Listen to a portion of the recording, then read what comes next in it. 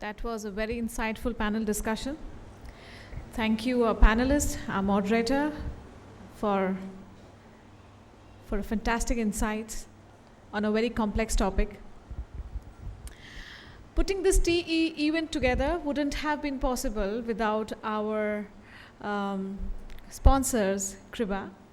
And I will like to thank Kyriba sponsors, especially Ms. Narmain, who has flown all the way from UAE, and Stephen, who has come all the way from UK to be part of this event and helping us to actualize this.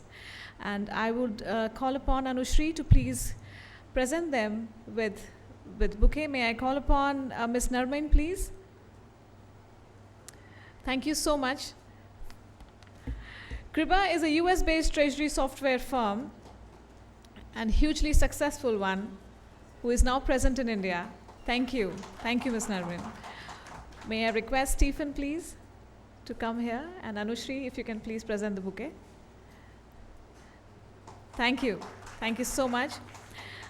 And Kyriba would like to share some insights about their organization, their offerings to Indian financial markets. And I would request them to give us a brief presentation on their offering. Thank you.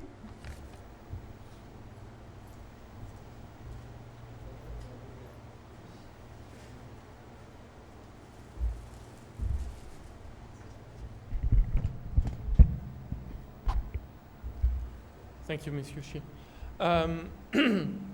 So to start this presentation, what we wanted to do really today was not to bore you with a little bit of sales talk. We're not here for that, but just to give you a little bit of insight in terms of the technology and how Treasury can be helped, can be supported by the crutches of technology, and especially making Treasury a better, a more strategic business partner for the corporate as a whole, through our experience, not only through the system, but also through what we've seen at other corporates in the world. I would like to start with a very simple survey from, in fact, Deloitte 2015, just mentioning some of the key mandates or the key priorities of CFOs across, I think there were 35 countries, including India, and putting the results on the screen if you can read them. I'll focus really, there's like about 12 points here. I'll focus really on the one where technology can effectively help out in terms of, for example, in terms of managing the liquidity. So managing not only the liquidity as visibility, but also managing the liquidity risk. This is all technology, this is all math. Of course, you can still do it on the back of an envelope, but technology does help putting that together. The second thing which I've mentioned was one of the key priorities for CFO. The fourth, in fact, was to be wise and strategic. How to help out not only the financial department, but also the corporate as a whole. So this is where technology can help in easing communication channels, in providing reporting, these kind of things that, of course, you need as a strategic advisor, but technology does help for that. Working capital.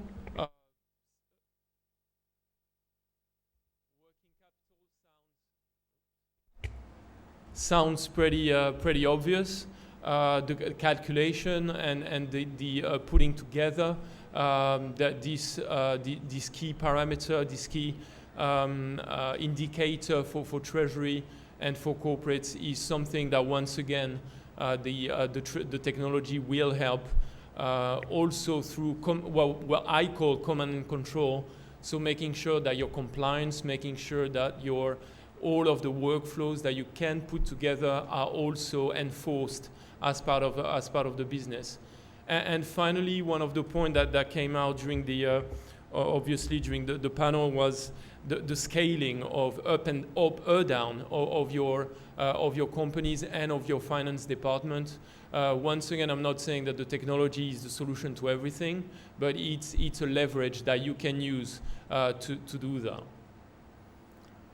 So if I take an example of a treasury, purely treasury system, and I'll look a little bit more holistically afterwards, when we're talking about helping our treasury, it's all about visibility, it's all about compliance, it's all about control. It's making sure that whichever key interest you have at the moment, whether it is financing your corporate or your subsidiaries, whether it is looking at the compliance of your annual reports, in your annual reports, whether it is facilitating or easing your RTGS or NEFT payments, whether it is achieving global visibility throughout all your subsidiaries wherever you're located, inside and outside India. All of those topics are the kind of things that technology obviously will help out in providing you not the skills, but providing you the tools to apply the skills. So that means maybe eventually putting workflows together, business workflows, as well as what technology can provide you. Whether you are centralized or decentralized, you will have different tools, different helpers in the technology itself, in the treasury system. So making sure that you activate those. Reporting. I'm not saying, RBI reporting in past life needed to be done for some of my customers, but making sure that you've got the right level of reporting, whether it is transactional, whether it is cash flow, whether it is accounting, payment, whichever, you need those at your fingertips, and that's what the technology is here for, is just helping you out in making an informed decision. And finally, compliance. In these days where, according to the Financial Times 2013, there's a new global regulation every 23 days. I mean, I don't know how you're coping with it. In my past days, it was almost impossible to just follow up everything that IFRS was producing. Now in Europe, we've got ESMA. Now we've got Dodd-Frank in the US. There's always a new regulation coming up. And that's where there are systems out there to help you out when dealing with treasury matters.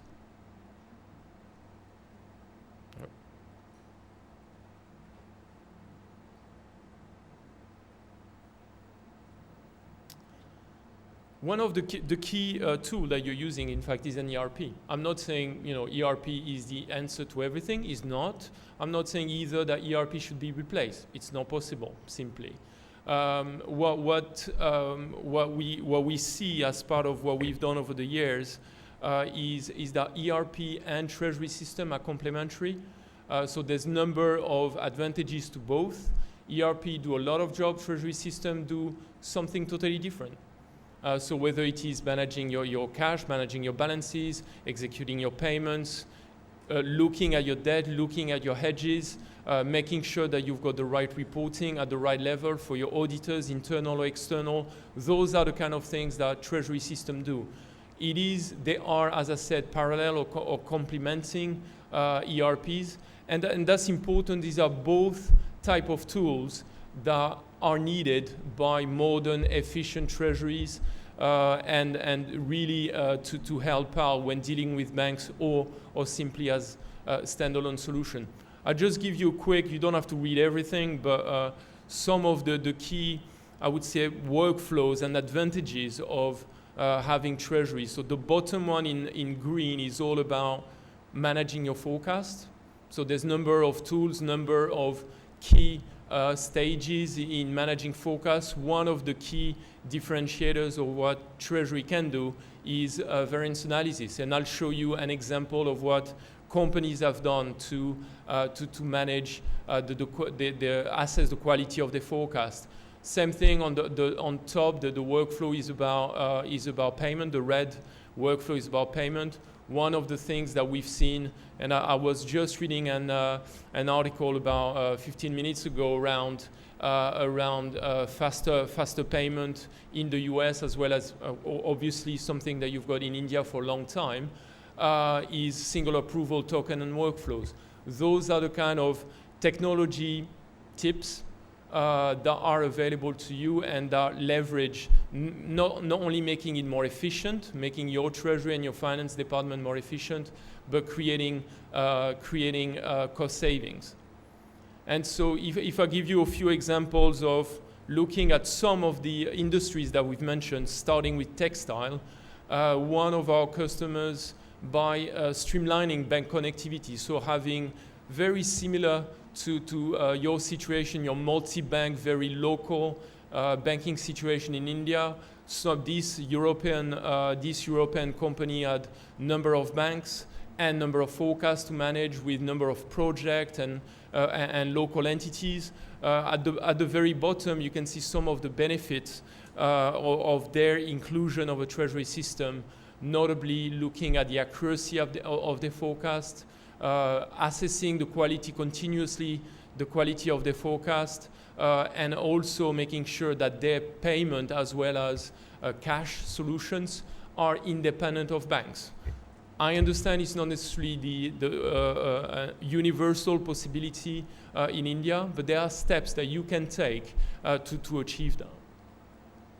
Secondly, talking about another key, I would say, industry in India is about construction. The example here is coming from the US with individual homes, home building company, and the largest company in the US doing that. Once again, you can see some of the things, some of the functions, some of the aspect of treasury that this company has leveraged, notably making sure that their global cash position and domestic cash position for the US was managed, making sure that the administration of their bank account was managed, their forecast, and ultimately making direct cost savings through analyzing the fees. I'm sure some of you have looked into it. I'm sure this is kind of a marginal topic sometimes in treasury and finance, but once again, this is the typical things that technology would do, is digesting some of your paper fee statement or electronic fee statement to give you the ability to claim back some of the money from our dear bankers. Another bigger example, so semiconductor company, one of their key pet peeves was, as a large treasury of 50 people, was making sure that there were efficiencies creating and savings, not only the cost of the operational cost, but making sure that workflows were enforced as part of treasury implementation. And obviously also, one of the key things was to make sure that the ERP to treasury system, the communication between them was automated. So those are some examples, finishing by my dear UK company, small kind of TV company called the BBC, to make sure that they are, once again, it's not about promoting the technology for nothing. It is a crutch, it is a help, whether it is a help in terms of operations, whether it is a help in analyzing your cost, defining your positions. In the case of the BBC, that was defining the mandates and making sure that there was no fraud when a journalist was leaving the company. Those are the kind of things that the systems, any system, and especially treasury and financial system, can help you with. We'll send you over some of these slides for you for your reference if you want to. So I'd like to thank once again Abhishek, Anushri, and Mrs. Jyoti for giving us the opportunity to talk. I'll be available for questions if any. Thank you.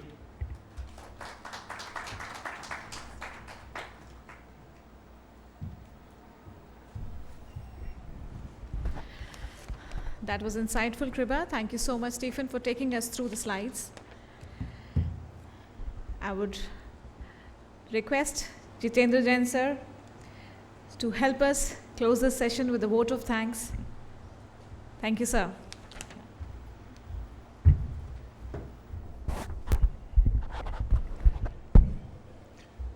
This is my absolute pleasure to extend my vote of thanks for this first event of Treasury Elite.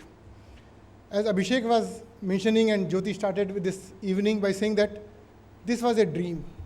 This was a concept we set together, we designed. And immediately when we started contacting our friends, we realized that suddenly the membership started growing by leaps and bounds. Not only in India, but many other countries. We have members from UAE, Hong Kong, Singapore, which clearly suggests that there was a need for this kind of institution, this kind of platform. It's a non-profit, non-marketable platform. It's a platform to share your vision, share your views, share the new ideas, and all finance professionals, particularly senior finance professionals, we intend to bring new practices to them, new thought, new concept, and this is the platform which is your platform. It's a platform for the all Treasury Elite members. My sincere thanks to all the friends who have joined this new concept, Treasury Elite. My special thanks to Nilesh Bhai and Jayesh Bhai. Such a short notice, we just made a call to you. You were, immediately accepted our invite to be here on the panel. And the ideas which you gave, the insight which you gave, was really thought-provoking. We always say that Nilesh Bhai and Jayesh Bhai always think out of the box, different, hatke bolte hain, and it was very visible today. So thank you for your good insights, and I'm sure many of us will think on those lines about the markets, about the economic way you say. My final request to each one of you is that this is your platform. We might have created it, so please don't stop here.